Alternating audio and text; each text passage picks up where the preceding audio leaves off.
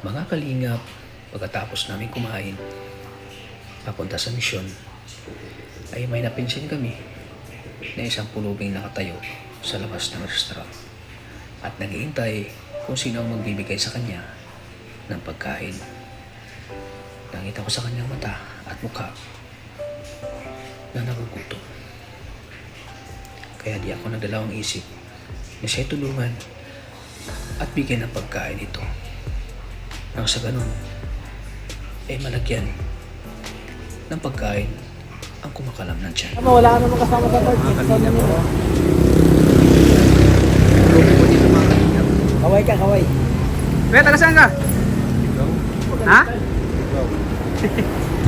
Ano pangalan mo, kuya? Ha? Nahiya siya. Richard? Richard? Ganda ng pangalan niya kay Bobby, Richard. Kasi gwapo mo eh.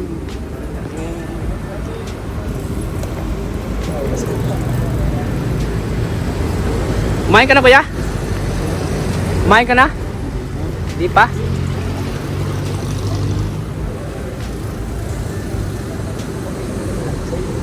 Taga saan ka? Ligaw? Bakit ka napunta dito sa Daet? Kuya? Bakit ka napunta dito sa Daet? Ha? Lumayas kasi inyo? Mga kalingap, kawawa si Kuya. Nasa Ligaw pa daw siya galing. Albay? Saan ka natutulog? Richard, saan ka natutulog? Ha? Saan ka natutulog dito, kuya? Ha? Saan lang? Kung saan ka natutulog? Tago mo yung pera mo. Ano sabi? Saan yung pera mo? Tago mo yan.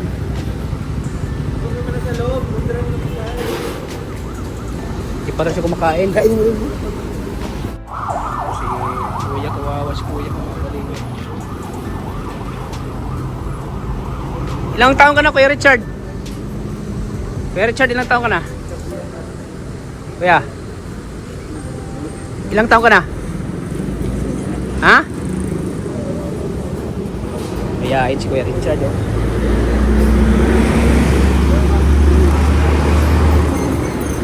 Wala siya kumakain. O magsalita ay.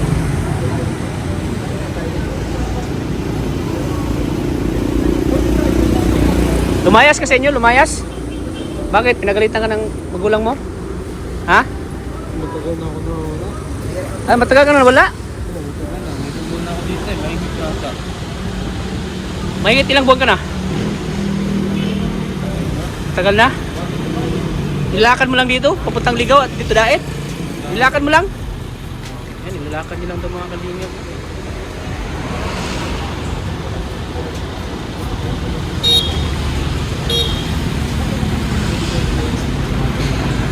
Ano palang trabaho ng mga magulang mo?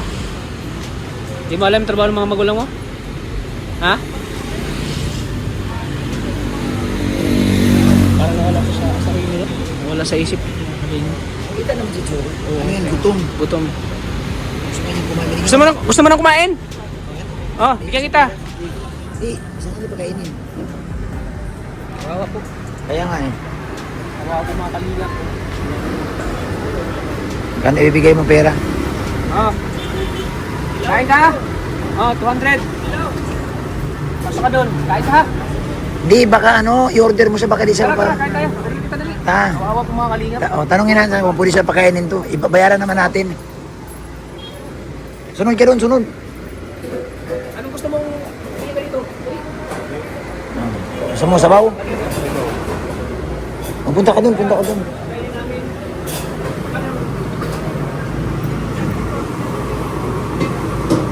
Ate, saan siya pwedeng umupo? Doon na lang?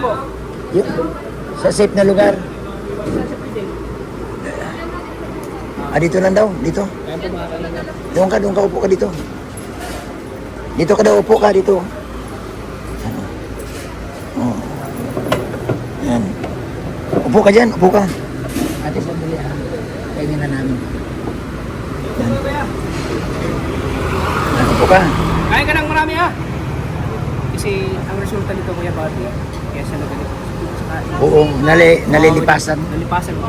malipasan ng pagkain.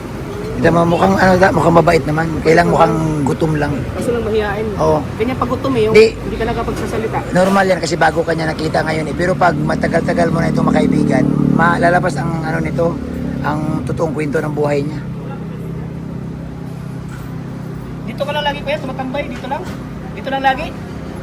Halos di siya makapagsalita o gawa ng hiya siya. Tapos gutom. Buti nga, napakain mo, Tats. Kasi ramdam natin yung ano, ilang isang Pilipino. Oo. Kasi pag ganito kayo yung sitwasyon natin, Ay naku, baka tapos tayo naging pulubi, tayo naging ganito. mabuti nga siya, nakakatagal pa. Gusto tayo siguro, baka di natin alam kung saan. Kasi may pusong Oo. tayo eh, pusong mawain. Kita mo yung tsura niya, kita mo yung tsura niya, Tats. Grabe. Kaya ang importante naman yung araw na to, nabusog mo yung tiyan niya. Importante eh. Ang bukas, bahala na si Lord sa bukas, pero ngayon makakakain siya. Kuya, kung bibigyan kita ng pera pagkain mo araw-araw, ano, gusto mo? Bukod sa ngayon, pagbigyan kita ng pagkain mo ngayon, bibigyan kita ng pera para may pambili ka ng ano. Gusto mo? Pambili mo ng pagkain, alam mo bumili? Alam mo? Lakasan mo kuya, boss, lakasan mo. Alam mo bumili? Pagkain? Marunong ka? Marunong kang bumili? Marunong ka. Unti-unti, tinan mo, unti-unti nang sumasagot sa'yo. So mamaya na kita bibigyan, ha? Pagkatapos kumain. Pagkatapos mo kumain, kasi, malipasa ka ng gutom. Ang masaklap nga dyan, hindi natin alam kung saan siya natutulog, kung saan lang siya pwedeng sumilong. Saan ka natutulog dito kuya? Saan ka natutulog? Wala siya. Hindi mo alam saan natutulog. Ha? Ha? Kahit saan lang daw siya natutulog. Ano, sumasagot na siya unti-unti, oh. So, malaking bagay na mapakain siya ngayon. Eh, siguro sa susunod na araw, baka makita mo siya ulit. Oo. Ang importante, mapakain mo lang siya. Basta, dito ka lang lagi, dito. Dito ka lang lagi, mag-stay. Yung, ano dyan, kuya, papi. Nabigyan natin ng Oo. pera Para meron siyang magamit para mo siya mag-aamit. mamayang gabi. Ano? Magkano ito? Alam mo ito, magkano? Ha? 500? 500 daw. Alam niya. Magkano to? Oo, 500? 500? Oo, 500. Alam niya. May alam siya. Oo, mamaya, magano na yan. Mamaya, kain ka muna ha. Ang layo pa ng ano, ligaw. Ay, naglalakad lang yan. Nilalakad lang. Tapos pansinin mo ha, dito siya tumambay sa kainan. Dahil umaasa siya na mayroong taong May taong magbibigay. bigay sa kanya. Isipin mo ha, matino pa to tayo kasi alam niya kung saan siya pwedeng tumambay. Kasi kung tatambay siya sa walang kainan, hindi siya makakain. Hindi siya makakain. So dito siya tumambay para may taong makakita sa kanya. Magugutom siya. Magugutom siya. Damit niya. Oo, may nag-iisip pa din siya. Isip pa rin siya. Gumagana yung isip niya. So antayin natin. Dito tayo kumain kay Bobby. Ayan o. Kalingap tayo. Yun. Ang ating ano, tulong sa iyo. Saka ano pag nakita mo to, lalo na ikaw, di ba? Galing ka din sa hirap ng buhay. Galing ka sa probinsya. Tapos makita mo to, marilip yung sarili mo eh. Ramdam ko yung ano, ramdam ko yung hirap na kumakalam yung tiyan mo. Tsaka ramdam mo na pag di ka nakakain ng tanghalian, di ba yan? Gutom. Kaya nakita ko sa kanya, kay Bobby, Ano? nakita ko sa kanya na talagang gutom na gutom siya. Gutom na gutom. At saka malay mo, sa vlog na to, mayroong makakakilala sa kanya. No? Kain ka mo, bibigyan kita ng cash ha. Oh, para mamaya. Pagkain mo ha. Ayan. Oh, para mamayang gabi ibibili mo ha. Huwag mo itapon na, Huwag tago itapon mo. yan, ha? Tago mo. Pera yan, pera. Yan. Yan. Hintay mo yung order mo ha. Hindi, ibili natin dito. Ibili natin sa ibili mo sa akin. Ate. Okay, pakibigay nila sa kanya. Oh, sige, mauna na kami. Richard. Makapagkain ka. Mauna na kami ha. Bye-bye. Mga kalingap. Isang pulubi po at binigyan natin ng ano, binigyan natin ng pera.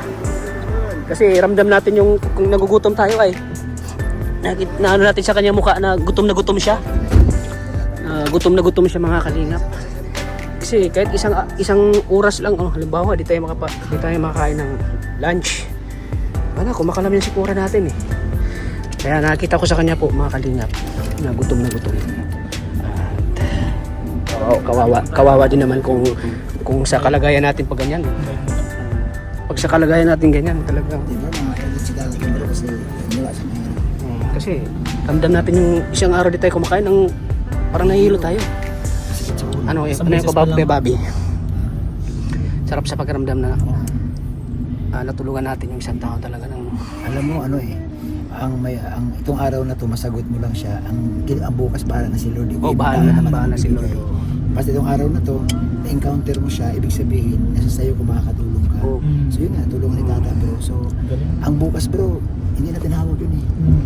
Ibang tao na naman siguro, ipapadal ni Lord dyan na kumain dyan para makita na naman siya. Mm. Ang importante sa araw na to, nabusog siya ni Tata. Nabusog siya, oo. Nung nakikita ko nga si Tata, ang galing niya kasi nung nakita niya na, diretso siya agad. Tapos bigay na siya ng matutulong sa kanya. Tapos mas okay yung pinakain mo na ni Tata. Oo. Di ba? Yung, tapos binigyan mo pa ng Pang baon, yung Baon, pang oo. mamayang gabi. Oo. Kasi ganun eh, sa Rastal kasi natin po, hindi natin po ito araw-araw lang eh. Hindi natin sinasabi na buong isang taon magkakaroon. Malay, Bahala na, bukas bilang ngayon. malay natin parang kumbaga ermitan nyo pala yun. Sinusukat lang tayo, no? tama. Katulad Parang sa, ano lang, pag binigyan mo yun ng pita tapos hinatik mo lang, kalahating sasakyan lang, yun dapat buo talaga. oo. Ay, Mas, ang happy bro. ganun Pero siya. ang mahalaga kasi doon na ano eh, ako natutuwa dahil sa araw na to, nabusog siya. Oo. Busog siya, oo. Yun yun eh. At bukas ng gabi may pambili pa siya ng pagkain. Kilala niyo yung, sabi ko, magkano to? 500? Ay, alam niya. Oo, kita ko sa kanyang mukha bro nung binigyan ko siya ng 500. Grabe. Usap naman siya bro ng maayos na. Oo, makausap naman. Sumasagot siya. Kaso lang hindi masyadong Siguro, marinig. gutom na din Nahiya bro, lang siya. gutom na din yun. Pero sa sitwasyon niya, stranger sa kanya ang vlogger. Normal hindi mo siya salita. Oo. Pero unti-unti na makukuha niya yung loob mo bro, magkukwento yan kung taga saan siya, anong nangyari sa kanya. Sabi ko nga sa kanya, kung dito ka lang tapos Pwede niyang balikan niya. pwede kitang balikan. Siguro ganito yun bro eh, kung talagang naka-desire talaga ni si Tata ang makatulong sa kanya, pag bumalik sa boss magkita sila, yun yung sign eh, na talagang ay intindi dito para kita na Oo. matulungan mo siya. Oo. Sa malay mo, siya na yung next na maki-NJS, no? Oo, Tapos, matulog kay Kalingap.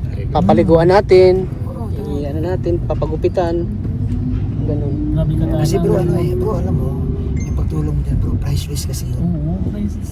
Tapos Bro, walang ano yun eh, walang halaga ang kapalit doon. Ako di ko na yun talaga kung magkano yung binigay ko. Importante doon na nakikita mo kasi kita na willing talaga siyang tumulong na walang kapalit. Oo. Yun yung ano nun eh. So, ang masarap sa pakiramdam na mayroong isang kalingap, member ng kalingap na, di ba? Kasi isipin mo bro, alam mo bro, tinan mo yung logic ng mama. Sabi ko, ba't dito ka tumambay? Sabi niya kasi may pagkain dito. yun. So, ito Oo. observe mo siya bro, nag-iisip siya. Kasi- hindi siya bro tumambay sa building. Alangan magtambay siya sa hardware. Sa hardware. Dito ako matambay kasi may pagkain. Oo. So, ibig sabihin bro, umaasa siya na mayroong isang tao bro. Na magbibigay. May maputing puso na bigyan siya. Oo, yun. Hindi siya bro tumambay sa walang kapagkain. Kasi Oo. sino ba ang may bibigay sa kanya?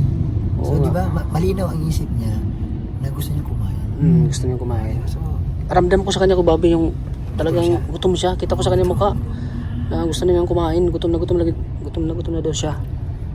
Kaya Pinakakatawa ng puso yung nakakita ka ng makita ka na yun doon siyempre na may yung pera man tayo sa ating bulsa. Mm. Oo. yung mga nakaupo nga doon, yung mga din, nagulat sila. Siyempre, alam mo, ganito yun eh. Kahit bro, kahit marami kang pera sa wallet, pero kung hindi mo pwede siya tumulong, wala yun eh. Di ba, ang dami nakaupo doon. Nakita mo ba, pinakain? Hindi. Si Tata lang, nakita ni Tata, sa pagkain din natin. galing talaga. Um, Kalingap talaga. Oo. Kasi alam mo, sa dami ng tao bro, maswerte si Tata at siya yung lumabot ang puso na pagkainin eh. Alam, isipin mo, mula umaga maghapon, ilang tao ang kumain doon. Hindi Tapos lang 100. hindi siya pinapansin. Hindi sa binigyan. Parang dinadaan-daanan lang siya. So, Tinitingnan lang siya eh. ito yung punto ta na, alam mo, maswerte ka din ta kasi ikaw ang isa sa mga nakapag-bigay na makain. Oo. Galing mo Tata? Siyempre, ani naman natin yung mga blessing natin kung hindi natin si-share, di ba? Share the blessing. Share the blessings. Salamat kay Bobby. Sabi pa naman, thank you. So ayan po mga kalingap, nakakawin talaga yan ng pulubi po mga kalingap. Doon siya pumupwesto po sa restaurant po kasi alam niyang baka may magbibigay sa kanya, may magbibigay siya ng pagkain kaya doon siya pumupwesto. So okay din po yung isip ng pulubi kasi pag doon siya pumupwesto po ay talagang may pagkain o nagbabaka sakali po siya na may magbibigay sa kanya. So para sa akin po, kung sa kalagayan niya ay yung ganun ako sa kalagayan niya, parang ano po, mahirap po yung ganun. Parang yung gutom ka na, gusto mo nang kumain pero hindi ka makain dahil yun nga, wala kang pera, wala kang pambili. Kaya isa po ako sa mga naawa po dun sa pulubi na yan, kasi ramdam natin yung gutom, kung paano tayo magutom mga kalingap, kung paano natin napapansin natin yung kanyang mukha na talagang gutom na gutom. Kaya di tayo nagdalawang isip na siyang tulungan po mga kalingap, kasi naranasan din natin yung kung paano tayo magutom. Kaya sa isang araw nga, kung di tayo makakain, talagang nahihilo na tayo, at parang nanghihina tayo. Parang ganun din yung nangyari sa kanya doon sa pulubi na tulungan natin at binigyan natin ng pagkain.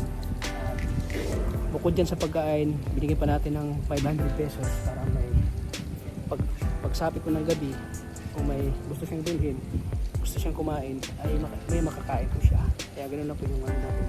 Kasi talagang nawa po talaga ako dun sa pulubi na. Kaya kung ano po, kung ganoon yung mangyayari sa atin, gusto lang magbibigay sa atin. So diba, nakakawa.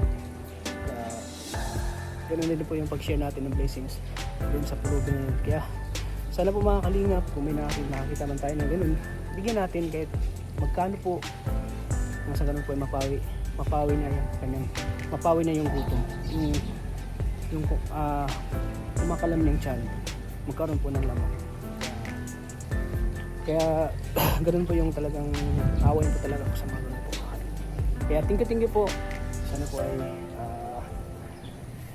naano po yung ano natin yung sa tulong po. Sana ay nakakatulong yung binigay natin sa kanya. Kaya thank you po sa inyo lahat. At shout out po kay Ma'am Rosalie Molina, kay Sir Samuel Molina, kay Ma'am Blessing Faith Molina, sa Rajel Fighters Nationwide, sa Rajel Kilig Good Vibes, sa Rajel Fighters. Shout out po sa inyo. At syempre sa mga ano po sumusuporta po sa akin sa channel. Thank you po sa inyo lahat. God bless po. At syempre sana patuloy natin suportahan po lagi si Kuya Val Santos Matubang at Edna Vlogs. At syempre kay Kalinga Prab. Maraming salamat po. God bless po sa ating lahat. Bye bye po. God bless.